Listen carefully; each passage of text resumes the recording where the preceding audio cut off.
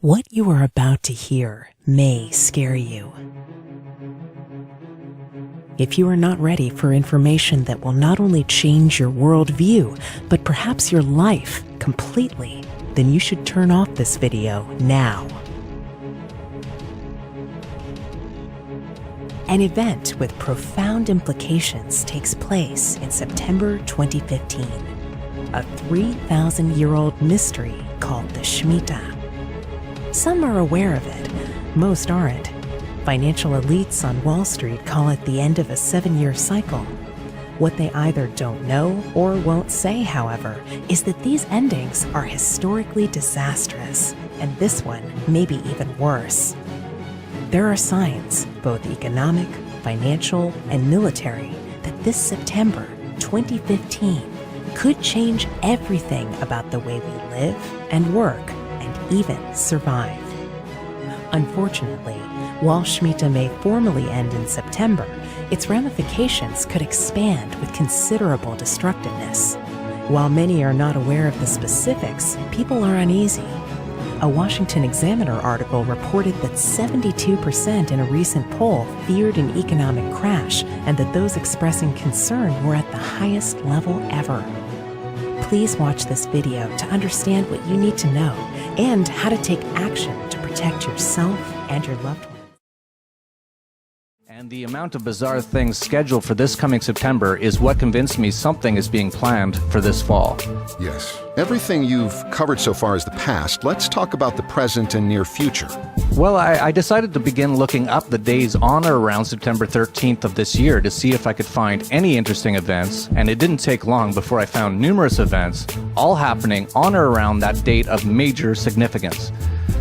The first thing I found was that the United Nations opens its 70th session of the UN General Assembly on September 15th in New York City. World leaders from around the world will be attending. They call it their Jubilee session. Now, I didn't mention this yet, but every 7th Shemitah, or in other words, every 7th 7-year period, or after every 49 years, is called the Jubilee year, every 50 years. In the Jubilee, according to Jewish religion, it is the year when God, supposedly, gives back land taken away from their ancestors to them. Of note, in the last Jubilee, in 1967, Israel won the 7-Day War when Israel defeated Jordan and captured the West Bank, defeated Egypt and captured the Gaza Strip and the Sinai Peninsula, and defeated Syria and captured the Golan Heights.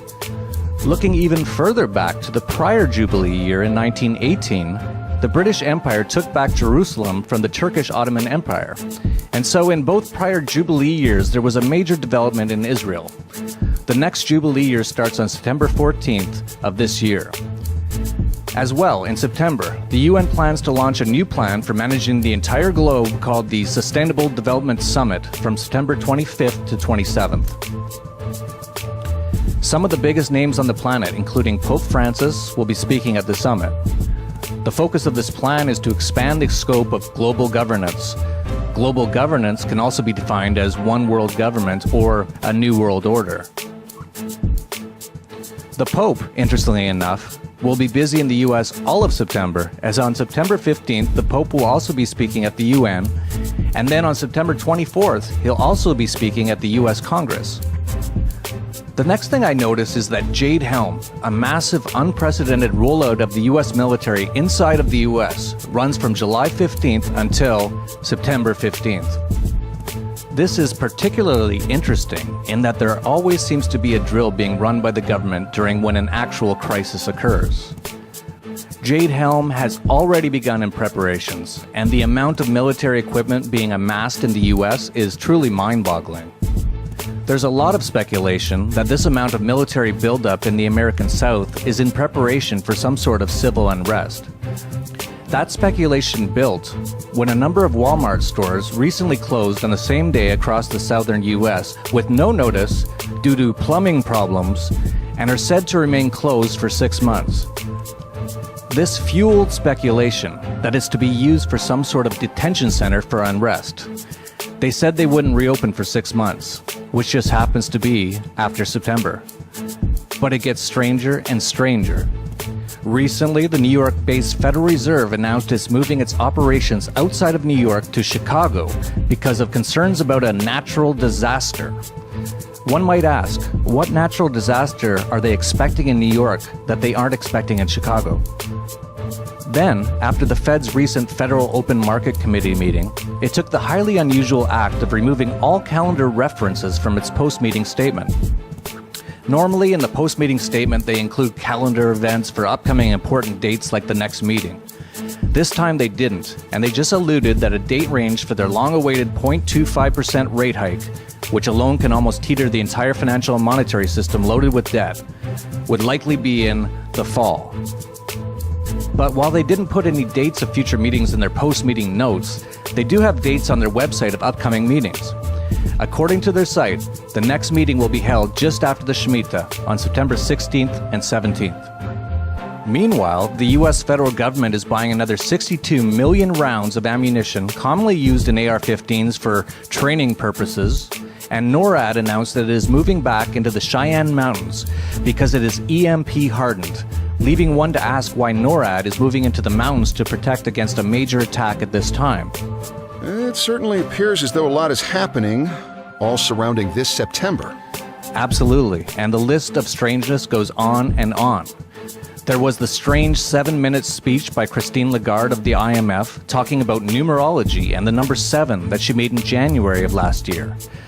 She started the speech by saying, "As you can tell, I do what I'm told." And she went on to say, "I want to test your numerology skills on the magic number 7. Most of you know that is quite a number." Thank you so much. Merci beaucoup. As you can tell, I do as I'm told. Numerology skills, by asking you to think about the magic 7. Okay? Most of you will know that 7 is quite a number in all sorts of themes, religions. That's a strange speech about numerology and the number 7 coming from the managing director of the IMF. There was also French Foreign Minister Laurent Fabius, who made a bizarre speech in 2014, stating that we are on the edge of a climactic abyss. We are, all of you know it, on the edge of a climatic abyss. In fact, we have 500 days to avoid a climate chaos. Out of curiosity, I added up the days from that speech, and 500 days from it lands on September 23rd, 2015. Yet no one questioned him why 500 days exactly. You can find many more examples like this. Everything seems to be gravitating towards this September. Something's going on. What that is anyone's guess. You want to take a guess? There's too many variables to make a solid guess, but this is far too many coincidences that all seem to point to something massive happening around September of this year. Also, there's Martin Armstrong, who was jailed for having a computer model that amazingly predicts the fall of currencies, markets, and even nations, predicted 20 years ago that there will be a massive system reset, collapse, or crisis on October 1st, 2015.